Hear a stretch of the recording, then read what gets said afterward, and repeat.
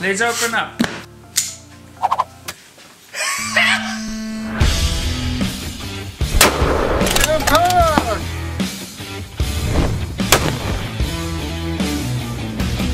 Right, so I probably didn't need to do the little knife flick, but I did want to show off this super nice Vortex knockout knife. And it is sharp, because I have sharpened it already. Let me just make sure that is in, because we had a little bit of an incident with that. I think it would have almost in my foot.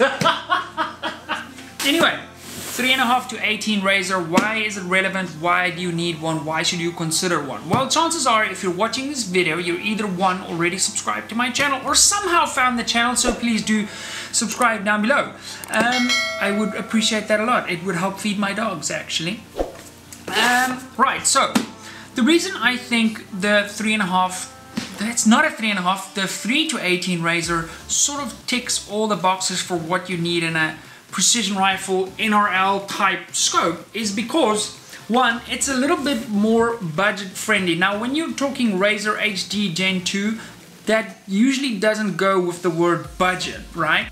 I think this is a great option if you're looking at getting into precision rifle and you want to buy a high-end optic, or you've maybe got a PST Gen 2 and you want to sort of jump to the next level with regards to turrets, glass quality, all of those sort of things, then perhaps this is a viable option for you. For me, what I'm going to do with it today is actually mount it on a 22 rimfire. I know what you're thinking. In your last video you said the people that put this on 22 rimfires have to have their heads red. Yeah. The reason I'm going to put this on a rimfire just for the time being, obviously we're in lockdown at the moment, so I can't do any shooting, but shortly after lockdown we will have a rimfire ELR match.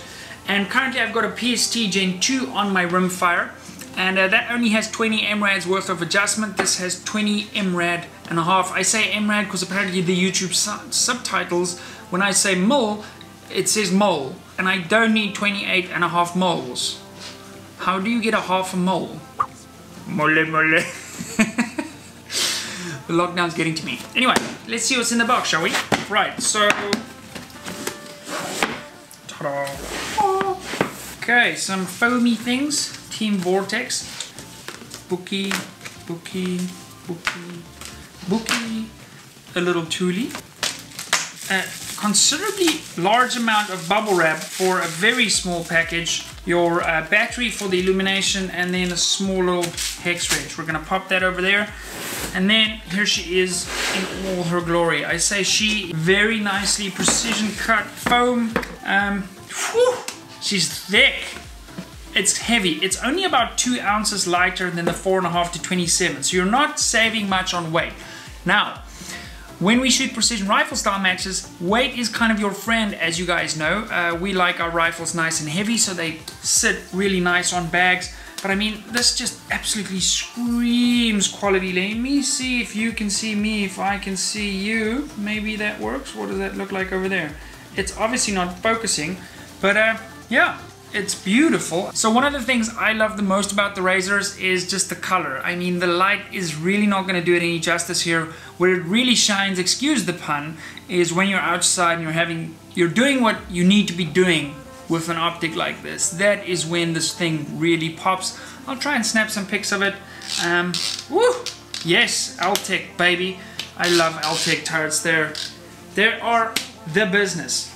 And you don't have to be super soft with them. You can do your thing, and then obviously you're gonna get a sunshade because as you know, if you've been in this game for a while, when people see your rifle with a sunshade on, they think it can shoot farther.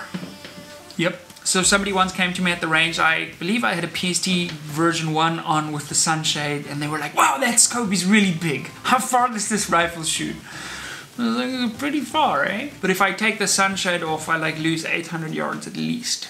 Okay, now that we have everything out the box, you guys see how it's sort of packaged, what it comes with, what it looks like. You can't see how it feels, you're just gonna have to take my word for it. Let's get a big black boomstick and slap it on top, shall we?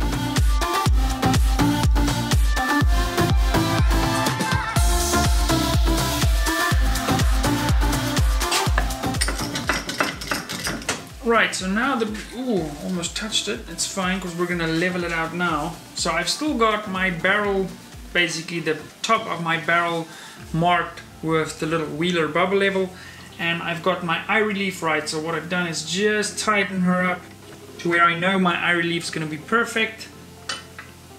Okay. Nice thing about these cork grips on the vise, it still allows you to adjust a little bit. That's looking pretty good. And that's actually looking pretty good too. So now we just got to back these suckers out a little bit. My eye relief's obviously done.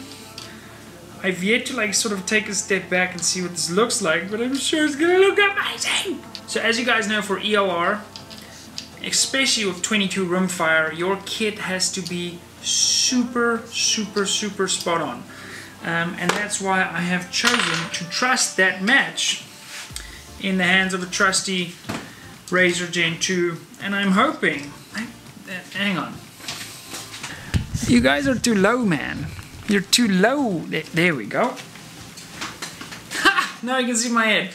So one of the things I could have done probably for the 22 rimfire ELR is taken my 4.5 to 27 off my main match gun, rifle gun, whatever, and I'm slapping it onto this puppy here, and that could have given me a little bit more magnification.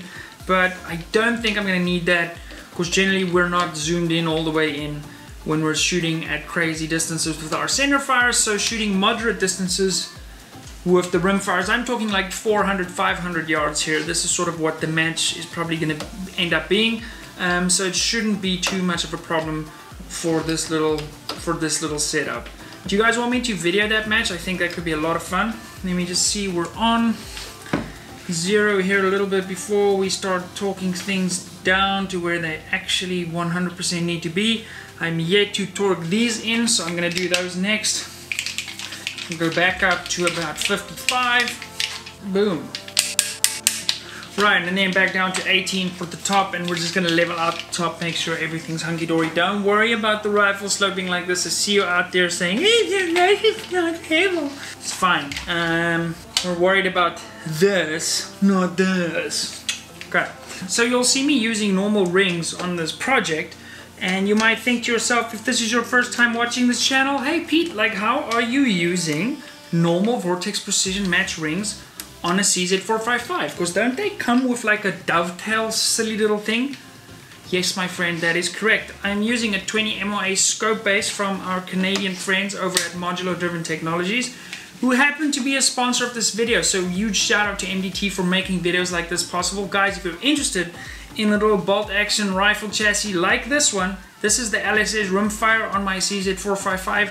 They inlet this for a whole bunch of different actions. Great news for everyone in South Africa. A new distributor has come on board, and MDT, the shortage will be solved. Hallelujah. Play angel music now. Okay, that's enough.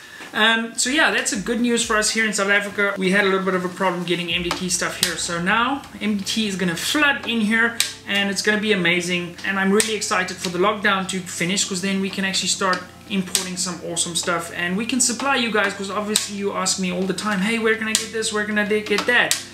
And I want to sell it to you, but personally I don't have the cash flow to bring in 2-3 million rands worth of stuff and have all these shelves packed and sitting here for months. I unfortunately can't do that, and it's a very big risk from my side. So, but that problem's going to be solved. And if you're watching this from America, go check out MDT or Canada or wherever you are, and pick up one of the best bolt action rifle chassis in the world. Just when I thought this rifle couldn't look any better, it's looking beautiful. So what are sort of my expectations with this? I hope to be able to shoot 22 ELR, and I know there's videos on Facebook of people shooting their 22 ELRs out to 1,000 yards or 900 and something meters. Yes, if you throw enough lead down range, you're probably going to hit something eventually, but that's not the type of shooting I want to do. I want to be able to repeatedly and consistently put rounds on target. So my definition of that would be probably with 22 rimfire ELR, more than 50%.